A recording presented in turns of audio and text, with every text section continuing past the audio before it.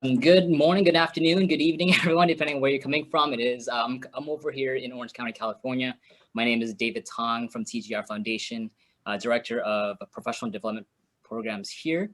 And I'm very happy to have you all join us in our session today, a workshop called How Are You a Remote STEM Educator? There's lots of great things that we can discuss in this session, but we would definitely love to encourage your interaction. So whether it be in the chat, unmuting on mic, or even showing yourself in camera as well. We'll have some interactive sessions with a breakout activity today, as well as I'll be showcasing a few tools that might be helpful for you to think about how it might apply in your classroom, your learning environments, depending on whatever subject you teach. It's not specifically one subject, it's not just STEM, right? So really encourage you to kind of think with the open mindset today as we continue with some of the great stuff we have to share. So you can see on the slide here, if you're a big fan of social media, you can find us on Twitter, Facebook, Instagram, and Pinterest. Feel free to add us on those handles. All right, so just a little background for those of you that are not too familiar with all of our programs here at TGR Foundation. We focus with student classes and basically helping them explore their passions and gain skills to reach those careers or careers that they might not even know that exist once they get to that age. We were founded in 1996, so we've been around for a while, but we really wanted to expand our work with students by really now working with educators, and that's part of our CREATE program. We want to empower our educators and share with them a lot of our best practices. And so we're here today to have a good conversation with you all. And when we say educator, right, you could be in the classroom, you could be outside of the classroom, the after school program, informal. You can be like our golf instructors, they're also educators, but they also apply a lot of these mindsets into what you're doing. So with that being said, I'm gonna hop over just to share it with our CREATE team here. We are the mighty, I'm gonna add 7 because Eric has been a part of a lot of our programs here. But we really focus on interdisciplinary learning, right? We're really thinking about how to really frame all the other subjects that students are thinking within, what you're trying to share with them in that specific lesson or activity. And we want them to be inquirers, right? Thinking about, wondering, how can what they're learning impact perhaps, their community. And so we use, STEM lessons and just thinking about interdisciplinary approaches to really tackle that, as well as getting to college access connections within that frame set. So let's jump over to this. Actually, before I do that, I'm just going to do some really quick intros because I think we have a fun and small group here this session. But just a really quick background, I was actually sharing with our other educator here earlier. I actually have a background in math education. I also have expertise in computer science, even though I haven't used it in a while, but I do love applying those skills and knowledges, ideas into a lot of what we want to share. So, if there's questions on like any topics that we have today that you might want to dig a little deeper, we actually do have a little session after today and called Create Cafe. So it's a really informal session. If you can stick around, please stick around and just share any topics or questions, ideas you might have, or even just questions with our team that's present here today. So we have a lot of other team members here, but I'm just gonna ask if Eric can really do a quick introduction because he'll be kind of managing a lot of the chat today. And if you have any questions about things like that, feel free to message him. But Eric, if you do a quick intro. Yeah, thanks, David. Hi, everyone. Eric Moore here. I'm the director of our digital programs. So anything that we do online, resources, modules, training videos, that sort of thing, I help manage. And yeah, coming to you from Chicago. Thanks for joining us. All right, the Fresh Coast, right? I got that down now. So we also have Holly and Carmen. You guys can just wave in the group over there. So appreciate you guys joining us today. And as well as a bunch of members from our instructional team, which is great. So I'm glad you guys are joining us on this topic as we explore that today. Please contribute to the conversation and ask each other questions. All right. Okay, so a few things that you'll see today in our training. You'll see some of these icons basically to help us kind of signify that, we're going to be engaging in these certain ways. The last thing I want to do is talk the whole time. So I really would love to hear your voice, whether it be, audibly or through the chat. And so we'll be using some of these tools. So the breakout rooms, we'll be using Google Jamboard, the chat, the mic, as well as a tool called Mentimeter. It's actually a nice way to see responses in a different form versus the chat that we see on Zoom all the time. So just one example that you can actually engage your students in the remote learning. Okay, so again, we encourage you all to share your mic, but considering that a lot of us are working in environments that might be distracting, so please mute your mic unless you want to share out. But if you have a question or comment, you can feel free to unmute or even use the raise hand feature, and we'll call on you. If you are able to share yourself on camera, we'd love to have that. Sometimes it's, as you all know, as educators, it's interesting to talk to a group of participants when all the cameras are off. It feels like I'm talking to myself. So I'm happy to see you all on camera if possible. And finally, collaborate, please. This is the best opportunity to share those ideas. And that's the best way to learn as an educator, as a lifelong learner. So questions, ideas, thoughts, we'd love to hear that today. All right. So little heads up on the agenda. We're going to take a look into redefining STEM. Okay, what does that mean? And when we say STEM, a lot of times we have our own interpretations of it. We'll take a little quick dive into that. And now thinking also in the mindset of a remote learning environment, right? What does that even look like now? So there's lots of, I think, challenges we've been facing recently. And so we'll kind of dive into that and have an open conversation. All right, and let's see, we'll dive into some effective habits as well. So, what are some tools and strategies we can embed as a remote STEM educator? And finally, I'll share with you a few tools that might be helpful in your specific practice. Okay, so first thing I'd like to ask you all, and just kind of a reflective question here, okay?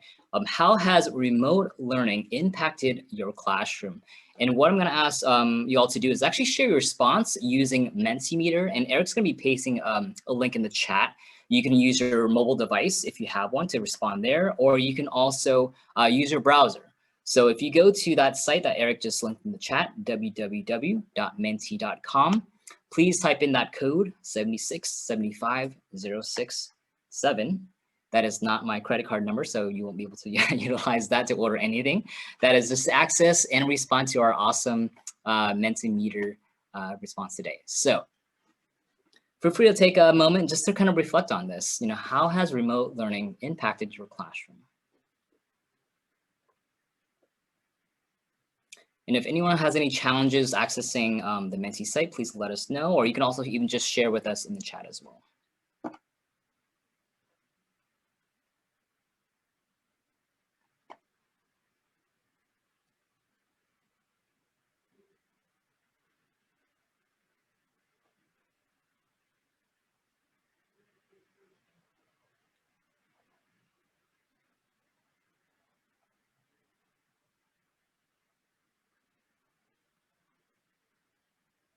Okay, starting to see some responses here.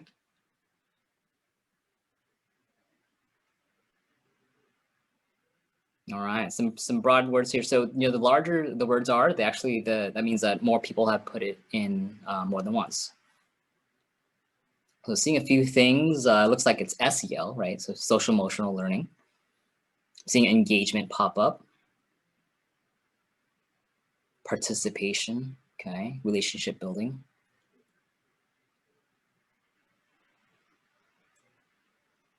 Yeah, a bit smaller in terms of the class sizes sometimes, yeah, depending on who you're working with. Yeah, missing students, okay. Even opposite, large class sizes. We're varying here, right? So depending on how you, what type of environment you're in, you're gonna be working with different sizes of students. Okay, so some of the common themes I'm seeing here is connection and engagement. Can perhaps one of you that shared about engagement, can you unmute and just maybe talk about what do you mean by engagement?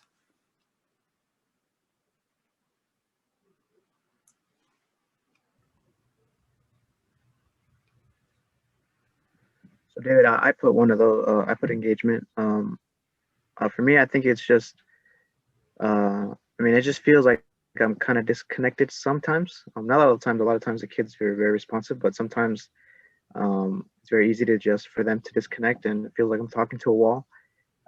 So that's kind of, it has its ups and downs for me, and that's what I feel with engagement. Yeah, most definitely. Thanks for sharing that. Yeah, I think sometimes the engagement might be lacking. So thinking about ways to engage them in a remote setting is definitely important. Any other thoughts on that specific word? Yeah, I put I put engagement challenges, just kind of the same thing that he had just said. But I think if you can find the magic potion for each kid, it's more individualized now. It's what can I do with each kid to get them to engage? It's not like being in front of a classroom. It's really individual engagement.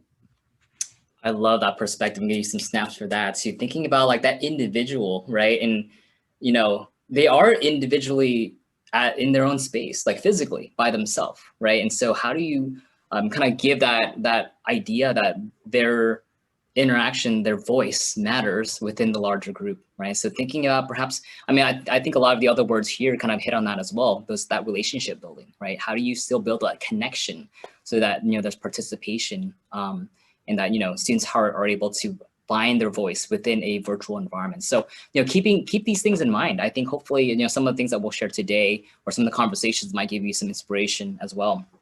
David, And again, if you have some even ideas in the chat that just kind of pops up, you know, feel free to just type it away. If I could just add another really good comment, just because, you know, when you're so used to being in a classroom, you can scan the room, at least to get a sense of like, this person's definitely not engaged. This person might be, you know, they're on task and that sort of thing. So we have to develop new strategies and tools to be able to assess how students are engaged if you're not able to kind of scan, right? So I think we'll try to model some of that today, some tools that you can use, some strategies that you can use that can help, but it's not easy, right? I mean, it's just, there's no magic potion, like you said, for it's a one size fits all type of thing. Yeah, thanks for sharing, Eric. Okay, so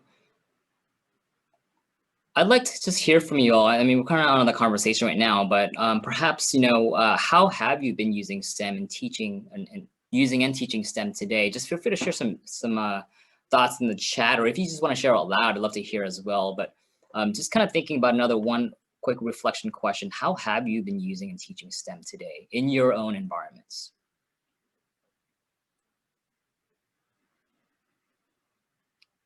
Awesome. So Brian's been using virtual labs and simulations. Yeah.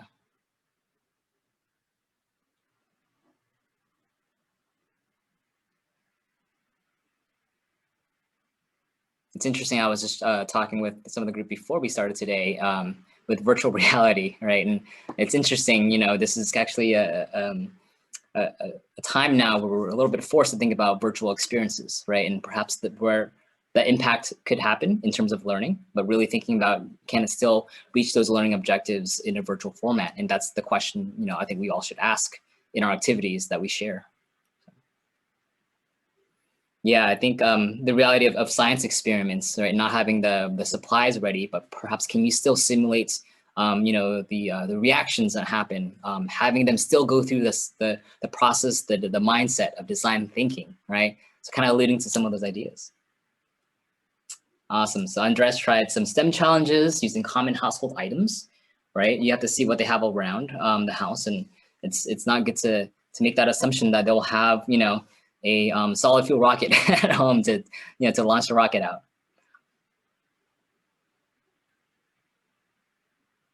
So yeah, thank you, Delane, for sharing. Retain professionals in their fields to work with the kids virtually, right? So bringing in those professionals, the authors, cooks, live trainers, I love that. You know, I think sometimes we ourselves are engaged, and I like to bring this out as like, you know, TED Talks. You know, you have these people that are amazing speakers, but that can really relate and engage. Even they're talking, even if it's just a video, I'm in it for those, you know, 15, 20 minutes. So I think those are great ideas to use some of that. I'm loving all these ideas coming through here. Yeah. Scavenger hunts, great. Yeah, it's interesting. You know, a lot more time can be spent, whether it be, you know, on the activity online, or, you know, I encourage you all to think about, you know, how can you engage them without being present in a virtual setting, right? So thinking about asynchronous engagement using STEM. And so there's lots of different ways to utilize activities to kind of empower them to continue the work before, even after your actual virtual time with them. Okay, so thank you for sharing those ideas. So again, just thinking about these reflective questions here as we kind of approach some of the topics. But what I wanted to kind of point out is just, thinking about how we look at STEM today. And there's actually a lot of evidence that really shows, more students than ever are graduating with STEM degrees, but, many of them are lacking those critical skills. They don't have perhaps some of the desirable qualities that companies are looking for. They may know how to, find all the derivatives of the most complex calculus equations, but it may be challenging for them to be able to work with a lot of people. And this is actually coming from the global STEM paradox, which was published by the New York Academy of Sciences. And then you can actually find this article. It's actually a really great read if you'd like to dig in deeper. But it goes through a few of these things that allows them to be successful aside from their specific STEM degrees, right? So, for example, myself, I would say I did have a computer science degree. I do still have it. It wasn't taken away from me. But, I think a lot of the things I realized I wasn't learning, what were those opportunities to actually collaborate on projects with other students. And it was more of a individual type basis. And so when I went beyond the academic environment, it was challenging for me to think about how do I, accept feedback? How do I learn and grow from other people's ideas? And how do I innovate in a sense? So, some of these things that, thank you, Eric, that's mine forever. Some of these things that, we've been thinking about, we want to make sure we have opportunities for students to continue to practice some of these skills as we, share our lessons and activities. David, if you don't mind, because I actually really love this topic. So they identified 4 reasons why STEM jobs aren't being filled, right? So one being they're lacking the critical, what we call soft skills. We think they're power skills. They're not soft skills. So that's one reason, right? Number 2 is the lack of, we're not tapping into diverse talent pools because STEM jobs are skew a certain demographic, white and male, right? So we're not tapping into the diverse talent pool out there. And then 2 others are, the kind of the talent drain, if you will. So like if someone is really gifted or really succeeding in STEM, they come from the middle of the country, they're probably going to go to one of the coasts, right? Silicon Valley or the East Coast. And then I always forget the 4th one. I set myself up for failure there. But anyways, I find it interesting there. There are lots of STEM graduates, but they just don't have the skills that just kind of those necessary skills to fill the jobs that are needed. Yeah, great. Yeah, and again, how do we prepare them for those skills? It's essentially giving them opportunities to practice, right? They have to be able to practice working with each other. They may have challenges. I think the first time working in a group ever, right? That's going to be hard. They're not going to be able to do it as well as if we expect them to be. So giving them those opportunities. So one thing I'm sharing with you our actually definition of STEM here. It's actually rather lengthy. So what I'm going to do actually is ask you all to take a moment to take a look at this redefinition of STEM, what we provided here at the TGR Foundation. And I'd like for you to type in the chat, what are words or phrases that resonate the most with you at this current time? Okay, so I'll give you a moment to read through the text. And go ahead and type in the chat of which phrases resonate with you the most at this current time.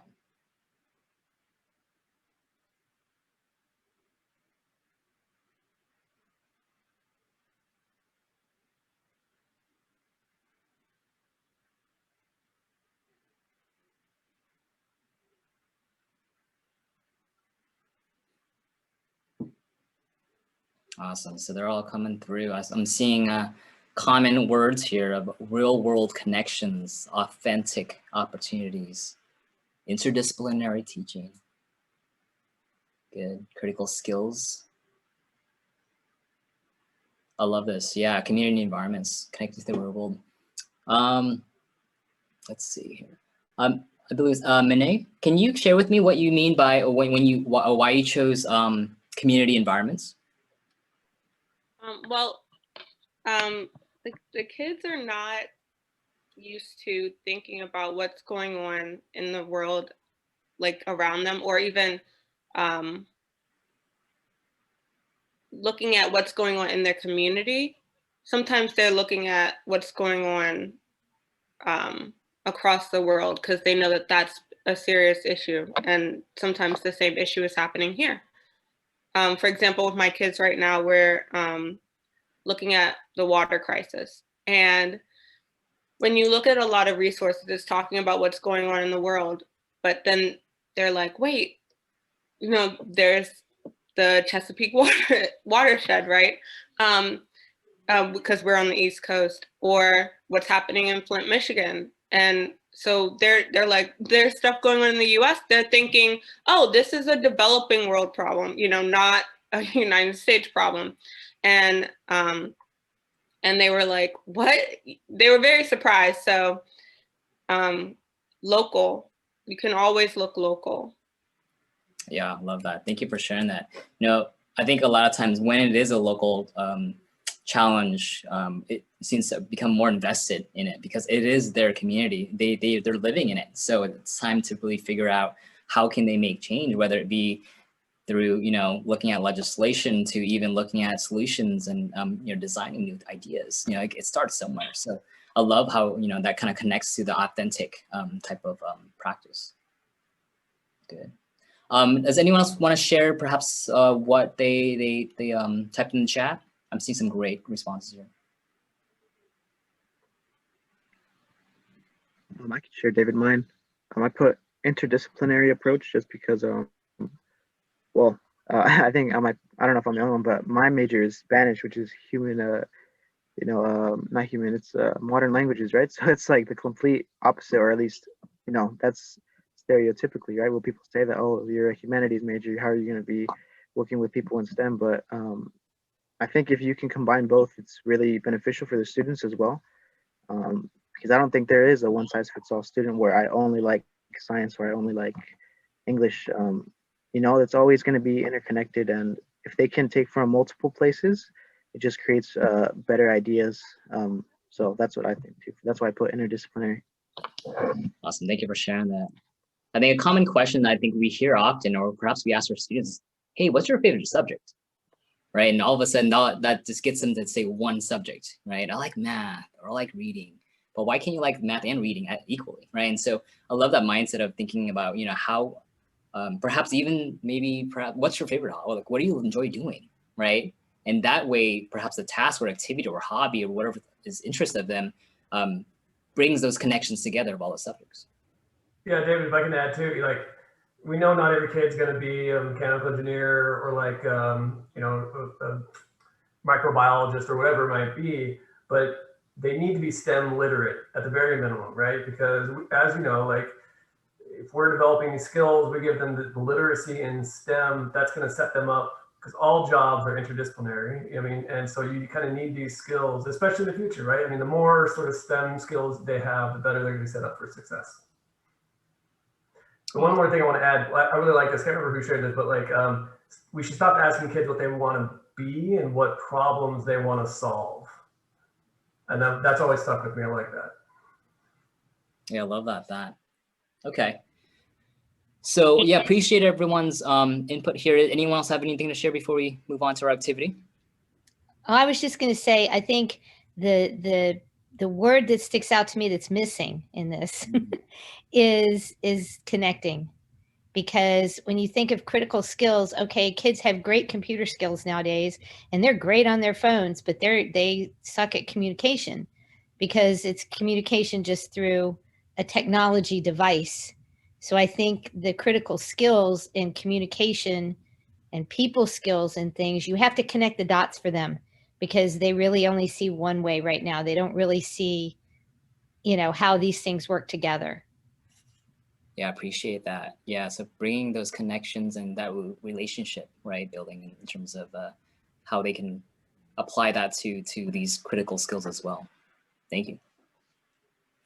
Okay, so with that in mind, with that discussion, I really would love for you all to now think about, I'm gonna move on to the next slide here because we kind of tapped on this a little bit, but think about how we can envision being that ideal remote STEM educator. Okay, so, you know, if you could create this educator or become this educator yourself, or if, you know, think about how you teach yourself in terms of STEM education, remotely, what are those qualities and skills would allow you to be the most impactful in your learning environment? Okay, so what we're going to be doing in just a few moments is we're going to be breaking out into small groups of about 3 to 4.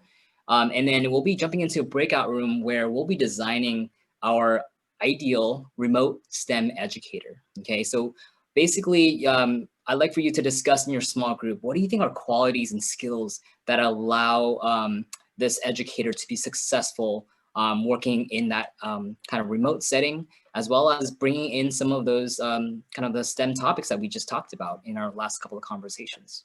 Okay. So the method that we're going to be using this or doing this activity is going to be using Jamboard. And Jamboard is a great tool that has been super awesome in our trainings, and it's a great way to collaborate on some ideas with a group of people. So in just a moment, Eric's going to share with you in the chat the link to this, but I'm just going to share with you, how this is going to work.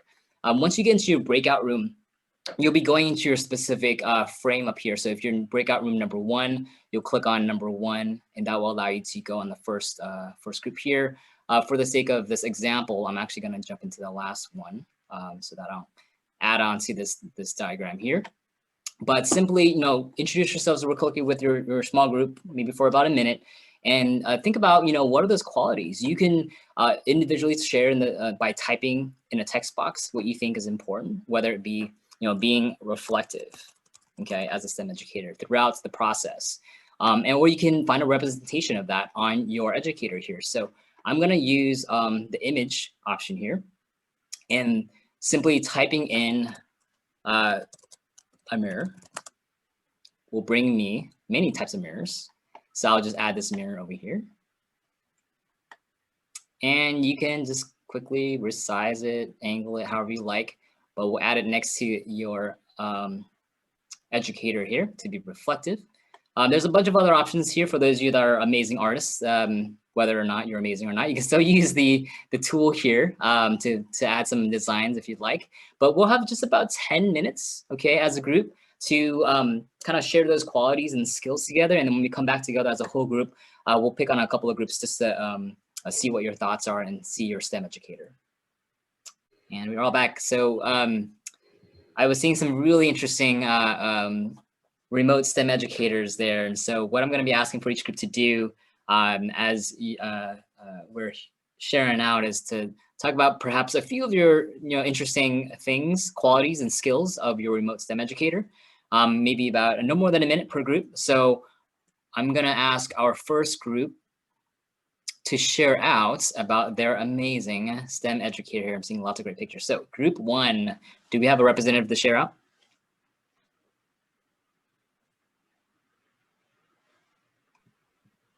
I can share out, David. So we put a lot of things, right? The ear was for listening and kind of being aware of what's going on, wearing multiple hats, right? Having to be able to juggle a lot of different tasks. Same here, that's why there's the juggler, right? Gamification, so being able to engage the students as well, right? And kind of finding ways to get them excited. Being very adept with technology, because that is basically what we're using right now, right? Technology, and it's always changing. Those good old Zoom updates, right? Changing everything. Thinking outside the box. I think just in general, right?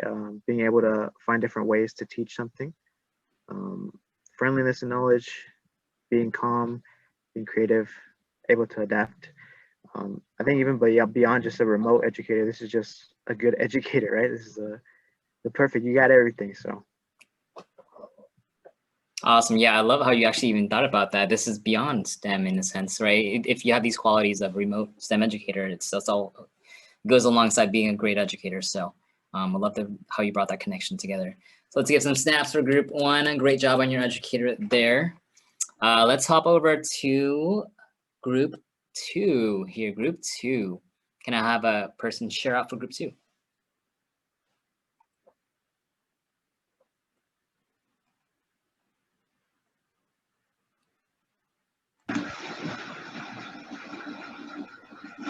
Chair. So we tried to find images that kind of represent some of the words that we put. So starting at the top, we talked about growing mindset. And also we put like a globe or the world at the top to make real world connections with our students and what we're teaching. Patience, there's a picture by the stomach there where we plant the seeds, and we kind of have to be patient with our students and with ourselves as well. The pretzel represents the flexibility. So I think a lot of us have learned that we have to be flexible, whether it's with the students and also our lesson plans and how we're teaching as well.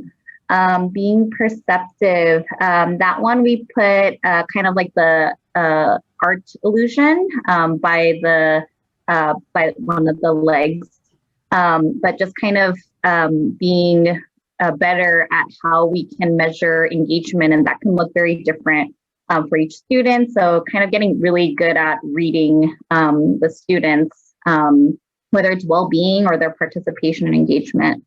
Being creative as well. So we have that palette that it's holding. And we've had to be creative about how we teach, accessibility for these students too, and what kind of materials they have at home. We put links on there for connection, whether it's connecting with our students or having the students make that real world connection based off of our lesson plans. And then we also have leadership as well for having like us being leaders, but also having our students become leaders as well, helping each other out to accomplish different tasks. And then we put a mask on our educator as well for safety, whether that's about the pandemic or just safety in general of our students and ourselves as well. Awesome. That's good master group too there. I love that. So I'm actually glad you guys topped off, with the mask in terms of not just, the safety of the mask itself, but thinking about how to make sure that our students, the well-being of their own health, whether it be social, emotional learning, right? And even ourselves, right? So Saki, I'm glad you pointed that out. To be a great remote STEM educator, you have to make sure you take care of yourself as well. So appreciate those thoughts there. All right, so love these images here. If you want to do a little gallery walk later on, then you can check out the other educator and kind of see what they shared more closely. But what we'll do next here is to hop on to our tools. Okay, so I'm going to share just a couple of tools here, and I'm going to give you a live demo for one of them, but we'll encourage you all to kind of examine these and perhaps think about how it might fit for your learning environments. But it's really important to think about how you can leverage technology, especially, and I don't mean like just using Zoom as the main form of technology, but how can you really help facilitate some authentic learning, right? By utilizing any web-based tool or even just any form of way to engage students in that type of environment. And here's another great way. There's a lot of information that students are receiving right now. So how can we leverage technology to help them better understand data, information, and not just kind of looking things up on Google, right? So how can they analyze, assess, and then start to provide opportunities for them to share their own analyses, right, about what they're learning about. So with that being said, I'm gonna share with you the first tool here. And one of the things, as I'm talking about this, I'd love for you all, to, if you're able to, on your mobile devices, download this free app. It's called Arduino Science Journal. Okay, and it's available on iOS or Android and even Chromebooks as well. It's free. This was, and it still exists, formerly called Google Science Journal, but it's actually going to be phasing out, and Arduino is taking over to kind of continue supporting this great this app here. And it's not just for science classes, right? It's just I'll share with you in a bit what you can think about how to frame this into other types of learning. But it actually uses sensors that's already in the devices, whether it be a accelerometer, the microphone, the light meter, all that great stuff. And then the website has a lot of resources as well. So what I'm going to do here is go ahead and, as you're looking on your phone to download this app, or even just simply browsing the site about this, I'm actually going to share with you on the screen this this device to have you follow along.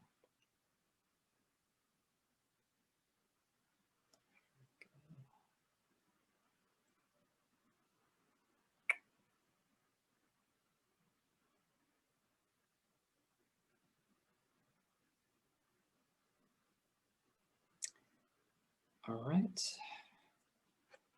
Stop share here. All right, so the app is actually, it's a pretty simple tool. It's a journal in a sense, and it allows students to kind of record a lot of these ideas. What I'm gonna do first is just kind of give you an overview of this interface. I guess the best way for me to do that is to use some of this touch navigation. But simply creating a new experiment, you can click on this little plus at the bottom right. And this is actually pretty neat. It allows them to share their observations. So if they type in an observation here, observation, return.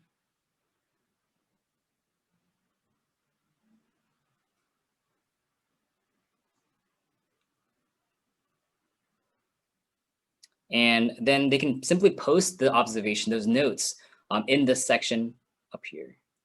Sorry, I didn't hit the send button. There we go. So it posts in this little journal here section in terms of what they observed about a specific assignment.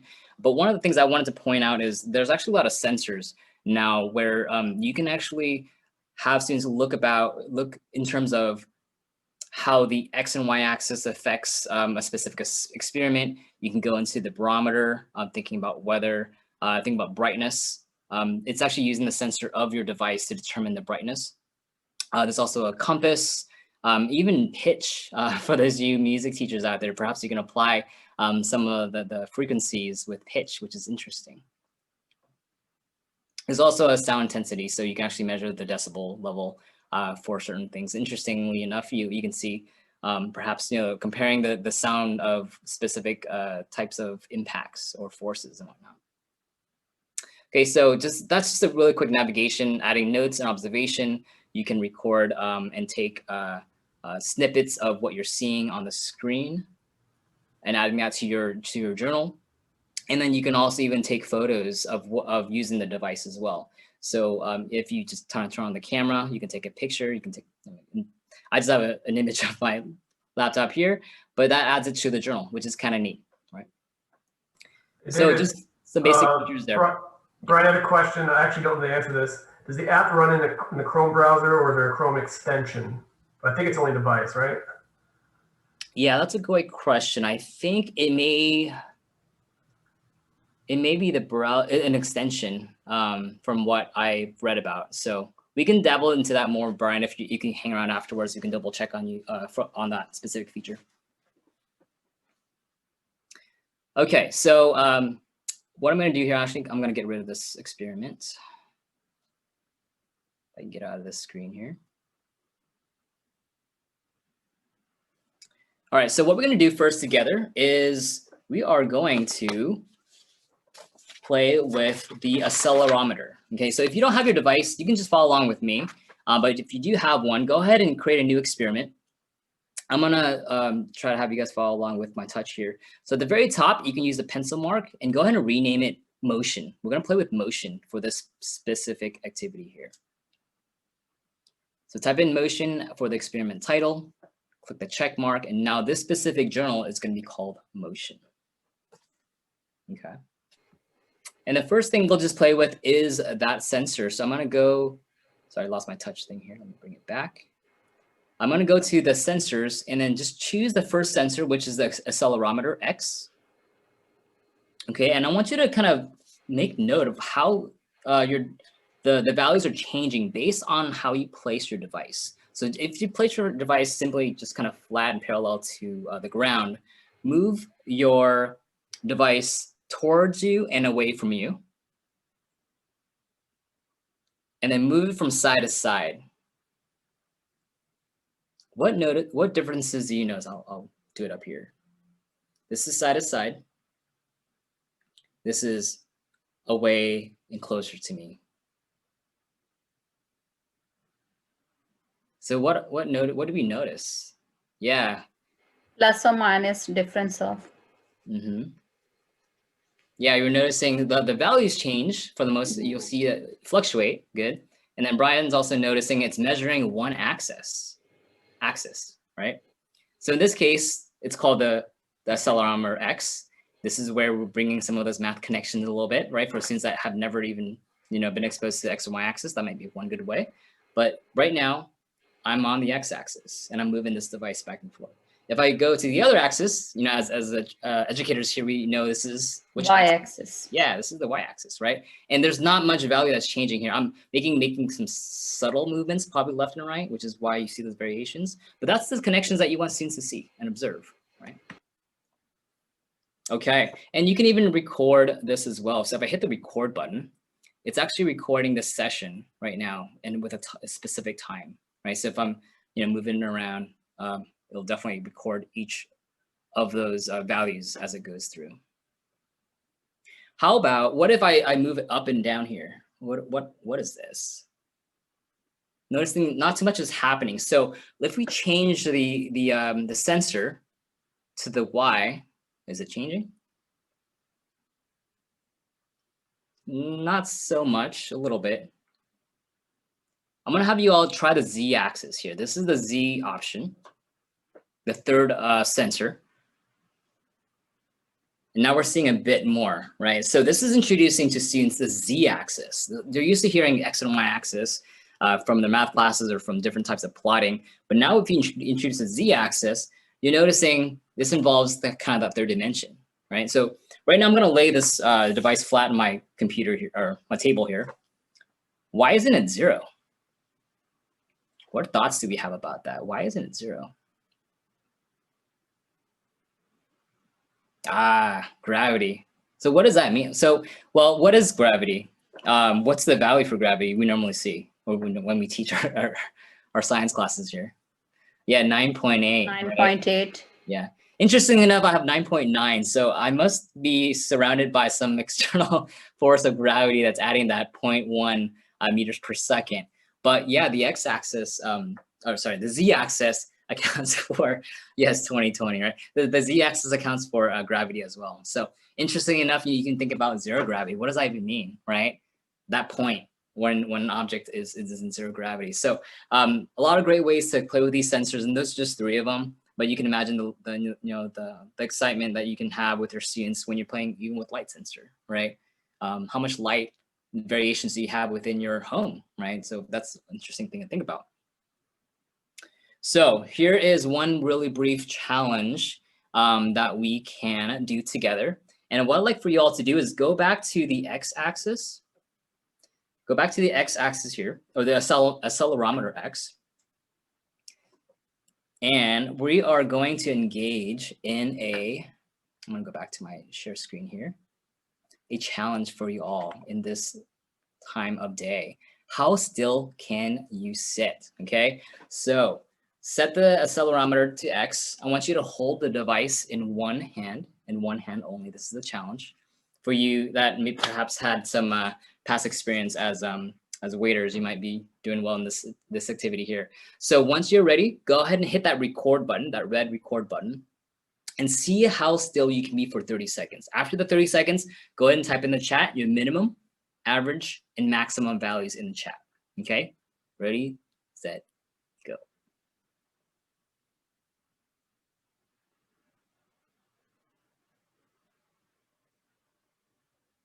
This is also a good moment to practice some perhaps mindfulness strategies as well.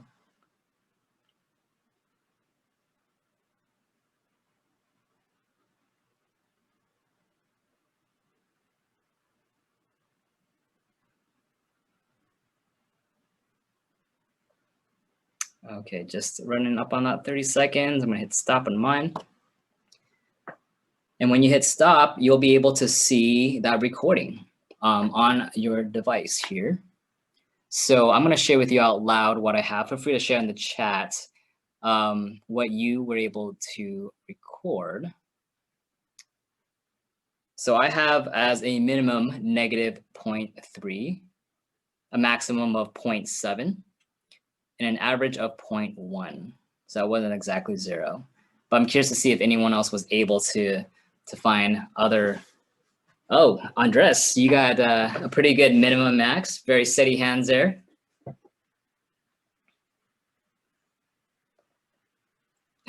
Yeah, Andres is a future heart surgeon. Yeah, you know, I think this would be interesting to kind of see. But, you know, it's just a simple little activity here just to help people understand, you know, perhaps, you know, understand even min and max, right, and averages. This is, again, another way to apply some of the math within the learning. I think some ways to also kind of contribute to other skills and subjects. You can explore the other features like making those notes, right, and having them apply some of their writing skills in terms of, you know, how they can describe the data that they observed.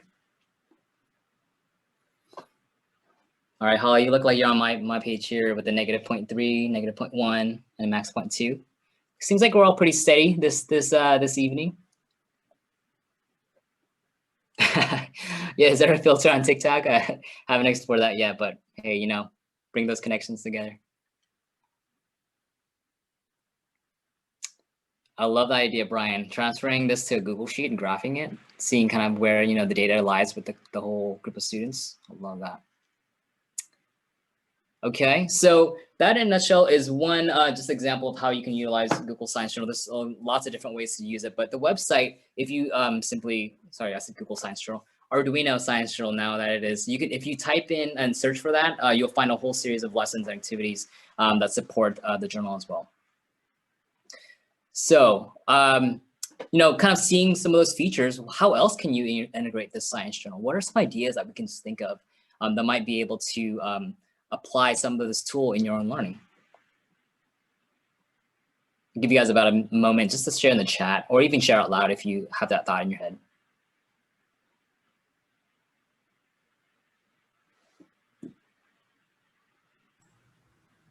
David, can I give an example that our colleague John shared? Like, there's a student that used the decimal level, the sound, to measure how loud like hand dryers are. And then basically to show that hand dryers are often positioned, are very loud, and they're positioned for children right at their ear levels, right? So showing that kind of dangerous levels of noise for children for hand dryers in the bathroom. I thought that was interesting. That's a cool experiment, yeah.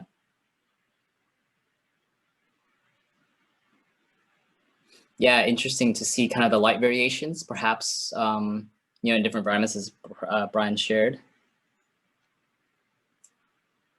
Yeah, even, you know, when you go into, you know, maybe dining, why are there certain levels of lighting? Does that create a certain ambiance? You know, what is that ideal lighting level that, you know, allows the participants to have that great experience?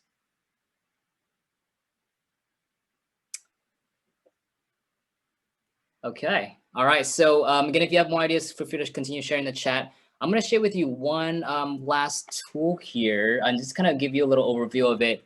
But if you do have additional questions on it, we can definitely jump into our Create Cafe and kind of dive into it deeper, which is our informal session after this workshop today.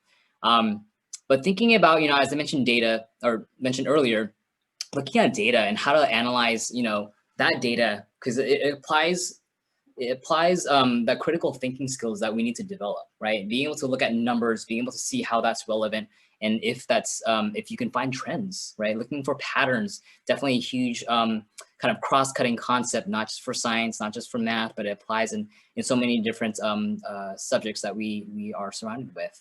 And so thinking about how can we leverage some of these tools to look at data and, you know, make sure that it informs, you know, policymakers, even just the, you know, the everyday person as well. So this next piece here, I'm just going to share with you an overview of it. Essentially is our geographical information systems, right? I think many of you have seen this, whether you clicked on a link talking about our pandemic that's currently happening, that kind of shows different variations of that data, or perhaps other information, you know, about even more recently, California had a lot of fires, right? And so the geographical information systems actually allowed us to look at some of the data that was more prone to fires and whatnot. So lots of great, interesting tools for this. But how can you share and have this be replicated with your students in a way that they can digest it? Sometimes it looks too complex, so it might look very heavy for them to understand, even for you as an educator. So I'm going to share with you this example here. This is a tool called ArcGIS Geo Inquiries. And then Eric, if you can share in the chat the link to this site. There is a link to a few, starting with upper elementary examples. Essentially, it's a link to a graphical information systems map that is designed to only take about 15 minutes, where students can really look at the different layers and apply some of their thinking and questions to better understand what information is being presented to them. It's also free, doesn't require an account. And so one example here, I'm actually going to share with you on our site here is this one on climate. So before we jump to that though, this Eric pasted in the chat, this one specific is for upper elementary.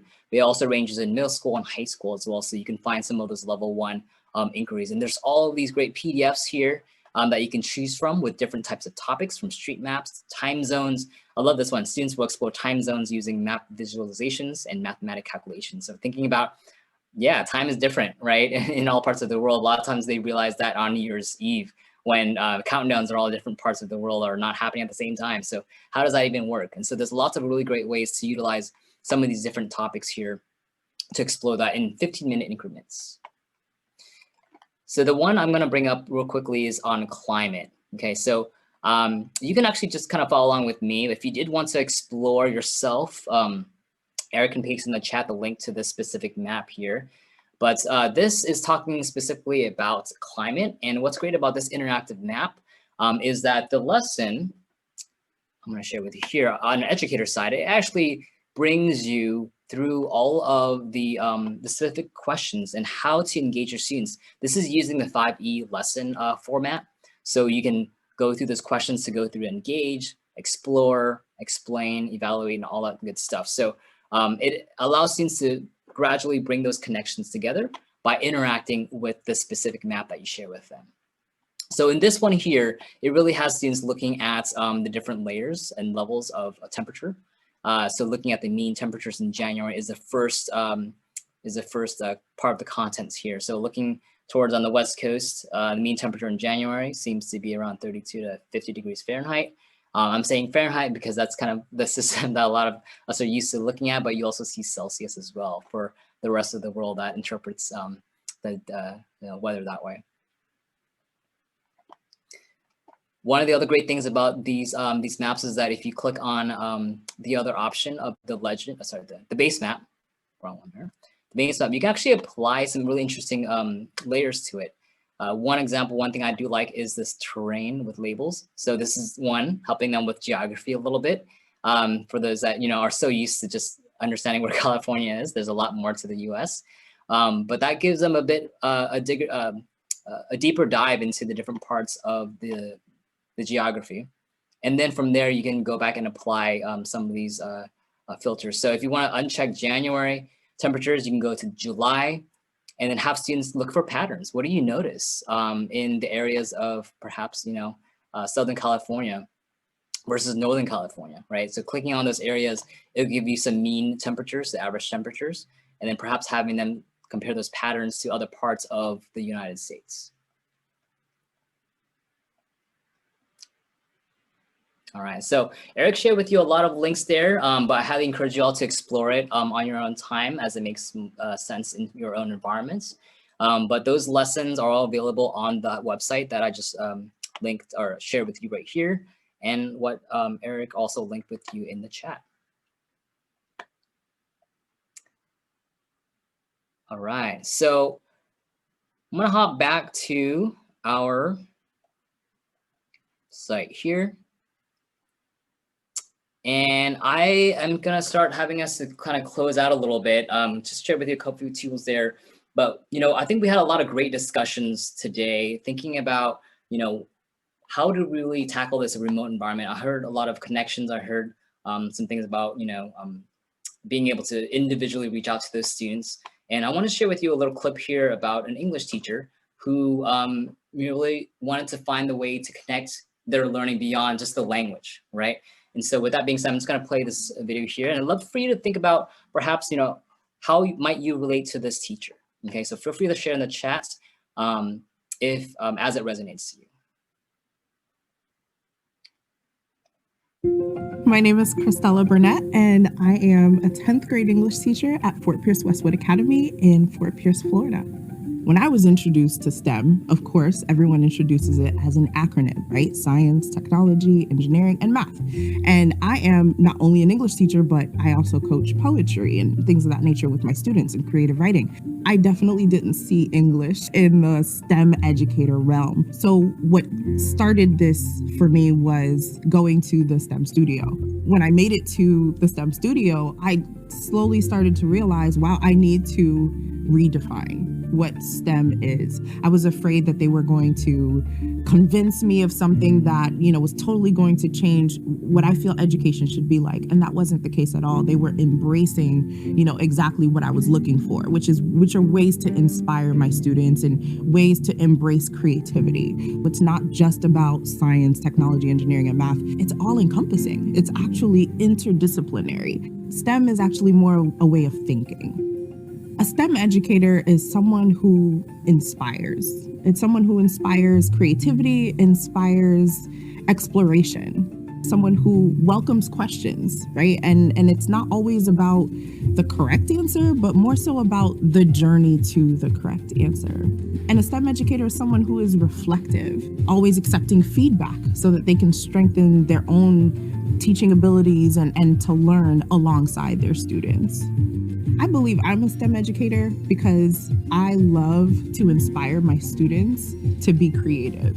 I find ways to allow my students to demonstrate their learning in the way that best fits them, rather than the way that I believe it should be done. For example, if I need the students to process a kind of text that they are reading, right? Instead of handing them a graphic organizer, I allow them to create one. Sometimes I get elaborate, doodles and drawings and things of that nature, but all of it points to what they see and the point of view of that character. Yes, we have our times when we bring in science, technology, engineering, and math.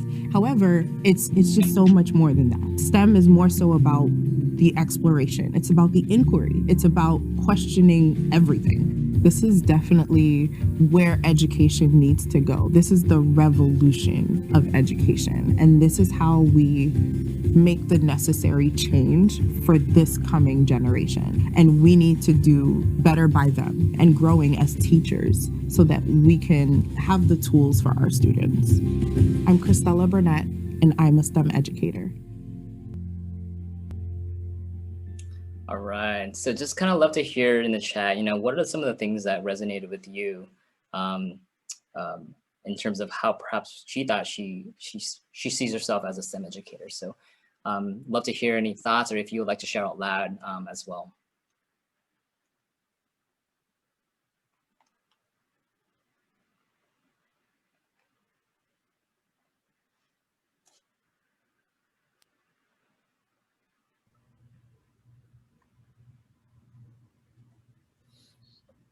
Yeah, Brian, I think as you shared, bringing other disciplines together, that's kind of the main theme that we've been thinking about here.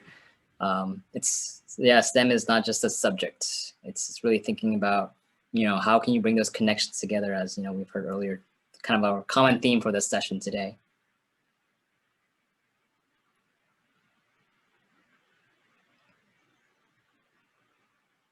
Andres, yes. So Andres shared that STEM's a way of thinking, right? A mindset, instead of just a label, right? When we say, hey, we're learning STEM today, what does that really mean, right? So I think you all been able to really define that today in this session here.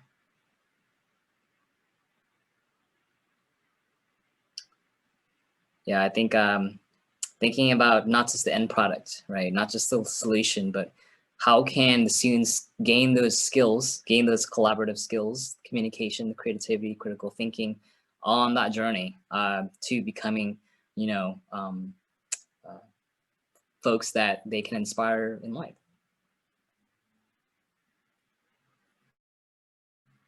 Awesome. So I love how you shared all those comments in the chat there. With that being said, I do appreciate you guys spending your time with us today at our session. One thing I did want to kind of leave you all off with before we closed out today to our Create Cafe, if you guys wanted to hang out and share some thoughts. But we do have some upcoming workshops in the coming months in December, January, and February. In December 9th is our next workshop. You can definitely sign up for that workshop. If Eric, if you can share in the chat the link to our specific sign up page here. You can sign up right now if you like. It will be a 9 o'clock and 4 o'clock session Pacific time, depending on which time you can make it. Feel free to share with your colleagues as well if they'd like to attend. But our focus will be on interdisciplinary learning, right? So making those connections more explicitly, right? So we kind of dabbled on the thoughts today about, what we can do, but today we wanted to spend a little bit more focus on that remote learning because that's been kind of on top of mind for a lot of our educators. And so I'm glad you guys were able to participate and really contribute to that conversation. Okay, a few more things here. Create Cafe, if you're gonna want to hang out, we'll be here to chat if you have any questions or even just things to talk about.